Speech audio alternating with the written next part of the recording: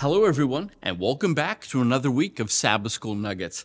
Now, before we begin, I just want to say thank you to Cynthia for her wonderful insights into last week's study, The Lord Hears and Delivers. Now, this week, the lesson is entitled, Singing the Lord's Song in a Strange Land. This week, we're going to look at what it means to live a life of faith in an evil world.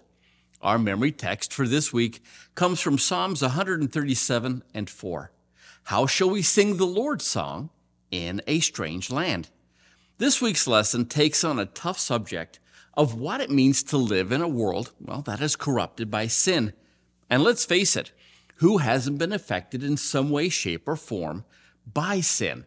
And it leaves us asking this age-old question of how can God be good if he permits evil to exist in this world?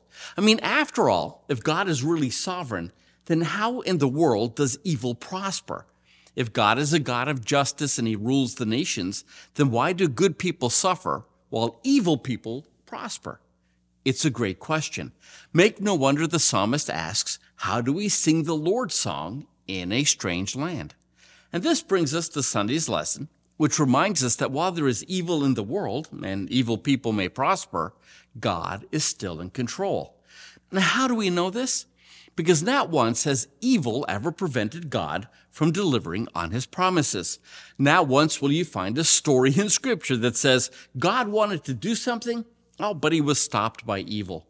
You can look from cover to cover, and not once will you ever see God failing to keep his word, nor will you ever see God being stopped from doing what he's determined to do. In other words, when we talk about God's sovereign will, it means that when God is determined to do something, nothing on earth can stop him. But there's another dimension to God's will, and that is his permissive will, meaning that God has allowed human beings free will over their own lives. This means that there are things that God cannot and will not force human beings to do, things such as love him or obey him. Nor will he force people to worship him or to accept his offer of salvation. God will respect your freedom to choose. But make no mistake, God will allow you to suffer the consequences of those choices. Before you go, let me ask, how do the choices we make reflect on who God is?